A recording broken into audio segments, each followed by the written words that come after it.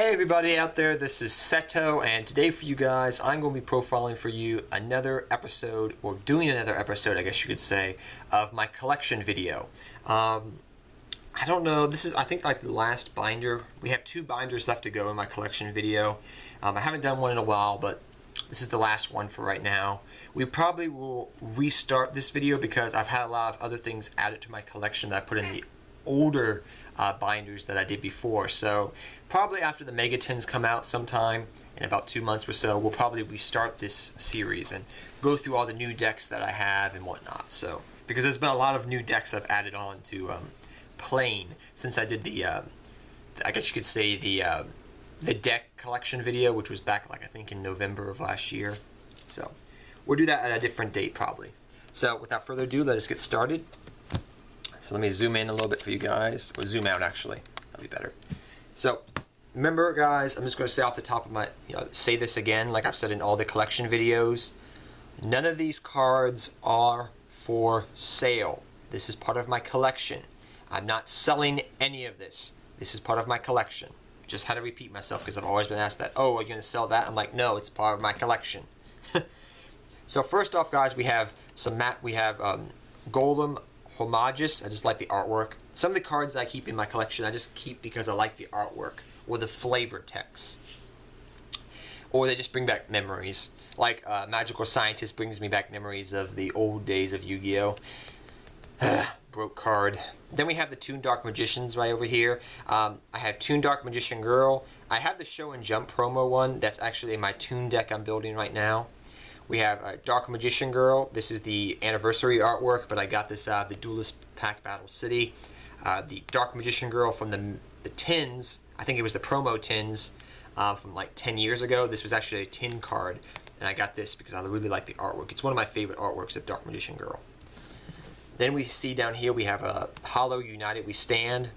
We have the Great Shogun Shien. I used to play this back in the day, way back in the day. This is actually the hollow version I pulled at a sneak peek. Then we have Shien's Chancellor Anishi. Anishi Shien's Chancellor. Underrated card, a good card in Six Samurais, but not anymore, really. Then we have Pendulum Rising. We have Flame Guard. We have Torbut's the Underworld, which is actually the secret rare version. We have Battling Footballer, which I'll read you the card effect. I just like some flavor text, and I've always loved football, by the way, so American football it is, but it's pretty much what he says is he says, a cyborg with a high defense power. Originally it was intended for a football machine, because he has 21 defense, so yeah. I just like his flavor text and his artwork. Then we have Exiled Force. This used to be a good card back in the day. Moon Dragon Quillith, Desk Counterblow, and Spell Reclamation. And then we have Berserk Crush for, I guess you could say, Karibo. But I'll read these 2 cards because I'm surprised I never saw meta play, even today or in the past. So I always kept them in here just in case. So Desk Counterblow says, destroy any monster that inflicts battle damage to a player's life points by attacking directly. And I was thinking, yeah, it's a bad card, but if you're playing a stall type of deck, Desk Counterblow is not bad because it's actually a continuous trap, so it lasts. Then we have Spell Reclamation. Discard 1 card and chain this card to a spell card you activated. Whenever that spell card is sent to the graveyard, return it to the owner's hand. So you pretty much could reuse spell cards. So I thought that could be a useful card one day, but it never was. Then we have Griffin Wing, which is actually supposed to stop Harpy's Feather Duster. Then we got Chimera Tech, the mythical beast. Darkness Approaches. I'm surprised. This breaks the game, kind of. I don't know what it's from Metal Raiders from back in the day, and till this, even back then, I was like, what is the purpose of this card? So I'll read you what this card says, if I can get it out. That is. Darkness Approaches. Discard 2 cards from your hand. Select 1 face-up monster and flip it into face down, but do not change the battle position. So pretty much, you can actually technically have your opponent or you have a face down up. So in face-up attack position, but it's face down, monster. what's the purpose of this? How can this card be broken? How can you abuse this card? I feel there's a way, but I never have found one. Then we have the Blessing of the Nile. I just like the artwork of it. Rescue Cat, which pretty much back in the day broke the game with X-Sabers. Cute card that's evil. The Great Moth, which takes 10 turns to summon. Apologize for my cat walking in front of the damn camera. Then we got Diffusion Wave Motion, Relinquish, and the Black Ritual Relinquish. Black Illusion Ritual. This is actually from the original Pegasus' structure decks from back in the day. Then we got Takanoo Shien. I did some research and I was actually told by a friend, about two of my friends a long time ago, that this card's actually supposed to be Shien. And what I mean by Shien, I'm talking the Shien that we know as the Synchro Monster for Six Samurais. This is him before he became that. Then we have Baby Dragon, because it's Baby freaking Dragon.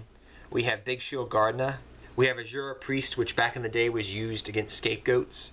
And then we have Fish Death Charge. If there is ever a fish archetype that becomes really good, this card would be staple in the deck. So let me tell you what Fish Death Charge does. So pretty much what you do is it's like Icarus Attack. Icarus Attack for Winged Beast, like you know, our Black Wings and whatnot, and Harpies. It's pretty much like that, but a little bit different. So you tribute one of your monsters on the field. That's a fish monster. You destroy one of your opponent's cards, and then you get to draw one card. So you get to pop a card and draw a card. Not bad. Then we have Sarita. I can never pronounce this card's name, but this actually came out of the a Game Boy Advance game back in the day. Then we have the Silent Sword archetype. We have Silent Swordsman level 3, 5, and 7. Always like that archetype. Then over here we got some other cool stuff. We have Spy Sees Spy. And the OCG artwork, the red-headed girl in the red dress actually has huge boobs. But he reminds me of Marlon Brando from The Godfather, so I just like the artwork. Ancient Lamp, pretty good card. Chusuke, the mouse fighter. This card's always reminded me of Bruce Lee for some random reason. Maybe it's the fighting stance and whatnot, but it just reminds me of Bruce Lee. So I'll read you what it says, his flavor text, because I actually like it. So it says, a fierce mouse traveling the world to become the strongest fighter in the world of mice. Be careful not to touch him or you will get burned. So I just like his flavor text. Then we have Megamorphosis, which was used with OTKs back in the day. These are some of the hollow ones I have. I have like 3 hollows. Toon World, the original Toon World that actually its first edition. Pulled this out of the first, I think, sneak peek I ever went to. No, excuse me. This Toon World, I'm thinking about the alternate artwork one. My bad. This Toon World actually pulled, I think my grandmother got me some cards for Christmas, and I pulled this out of there, as well as Black Skull Dragon out of another pack, and I was just so psyched to get Toon World and Black Skull Dragon. Then we have Obnoxious, I can't pronounce this card, but it reminds me of the Arc 5, so that's why I have that in here. Then we have Vampire Vamp. I just love the artwork of this card. Time Wizard, OP. Confiscation, OP, good card. Apologize for the background noise, guys. They're actually doing construction work on a pier down below, so can't control the noise. Terraforming Gravity. I just like the artwork. Same goes for Master Monk. He just looks so kick-ass. The Dragonic cards. I want to build a deck around this normal Pendulum deck eventually. Pilgrim Reaper. He just looks so freaking creepy. Seminole Skull. This is the Show and Jump promo stuff they gave out a long time ago. I'll probably play that in Red Eyes one day. Just like the artwork of this. Then we have some Gravekeeper stuff. Hidden Temple of the Necro Valley. This is actually based off. Actually, I was reading an Egyptian book about Egyptian archaeology, and I found out this is actually based off one of the temples over there in Egypt. I think it Nefertiti. Was it Nefertiti that built it? I think it was Nefertiti. Nefertiti actually built this for herself. I think that's who built it. She's the only female pharaoh ever to be in charge, actually. Then we have Hypno Sister. This card's actually pretty dang good. Then we have Cloudian Castle. I just like the artwork. It's really never come in handy. Then we got Menacing Doll of Demise. It just looks like Freddy. It looks like Chucky. Then Rush Recklessly. This back in the day, this actually used to be a good card. Doomed Donut. Performapal Hip Hippo. He just looks weird. Apocalypse Towers because it's so good. Some Performapal stuff. Gimmick Puppet number 88. This is from the Show and Jump one. Amazonist Archers. I used to use this back in the day when I played Amazons. This is actually a hollow version from back then. XYZ Tactical Change Tactics. I just like the artwork with Utopia. Then some old Yugi school cards, I guess you could say. We have Silverfang, Celtic Guardian, Gazelle, the King of Mystical Beast, Gaia, the Fierce Knight, and Jack's Knight. So just some Yugi cards there. Then we have Final Attack Order and Respect Play. I used to play Final Attack Order back in the day in some decks. It was so fun to play with. Respect Play is actually a good card that I think can actually be used in main meta maybe one day. It says, doing the respective turns... let me just take it out, guys, because I cannot read upside down, and I apologize for that. So give me a second, please. It says, during their respective turns, each player must show their opponent their hand. Yeah, I know it's kind of bad, but sometimes it could actually be a pretty good card to play around with. Then we have just an extra Michael Lightstorm I have, because who the freaking doesn't want to ride a Judgment Dragon? And this old card, because it took about 10 years for this card to finally come over here to the TCG. Then we have the Tower of Babel. I just like the card, and it reminds me of the Tower of Babel. Then we have Rico Field, which reminds me of a guy going Super Saiyan. We have Overdrive, which just looks like a cool card. It's actually in the Chicken Race card, actually, if you didn't know that. There's actually a race between this and the Oni Tank. Then we have the Stark Scorpion. This is the card with all of them on it. Rocket Warrior. This is from the tin that came out like 10 years ago. It introduced Rocket Warrior over here to the TCG. Nobody really used it, but he just looks like so badass. Mystic Wonk. This is an old card we used to use back in the day as a side deck material. Big Banky. Gorgonic Eye, because in the Yu-Gi-Oh show it was badass. Shark Cruiser, because it just looks like a cool artwork card. Freed the Brave Warrior. Freed the Matchless General. I love Warriors and I love Freed. Rider of the Storms. Ectoplasm. Merrick used this card. Elemental Hero. Necroshade. Another good card. Some Harpy stuff. Emissary of the Afterlife. This card's really good in Exodia decks. Pretty much when it's destroyed and sent to the graveyard, it doesn't matter about battle or by card effect. You get to add one level, I think it is, one level 2 or lower normal monster. And all the Exodia limbs are 1 to 2 level, level 1 or level 2 in their normal monsters. So you can add them to your hand. Then One Mermaid, the Aqua. The reason I like this card is the artwork. Because if you actually look closely and you look at her boobs, they are like ginormous. They're like the size of a watermelon. And it just makes me laugh that they didn't censor that more. Then we got the Dark Door, which is actually a cool card. Just like the artwork name was used back in the day. Goblin, the Marauding Squad. I love Marauding Captain. It's just funny making fun of it. Cannon Soldier without the errata. Barrel Behind the Door, good against burn decks. Reload, cool card. Change of Heart, cool card. The original Temple of the Kings before the errata and the Mythical Circuit. Ruthless Denial. I just like this card's artwork. I'm sorry guys, I'm trying to speed this up a little bit for you guys. So we have some more stuff here. Temple of the Kings, Water Dragon, Skyscraper, the original one I pulled at Sneak Peek back in the day. Stuff like that. Token Festival, because I love the token cards. Raging Earth. Raging Earth. Raging Earth. Yeah, if you have a dirty mind, you know what it looks like. Dark King of the Abyss. This card's actually a Dark Ruler Hadaz, so I like it. It's actually after he loses all his powers. Karate Man.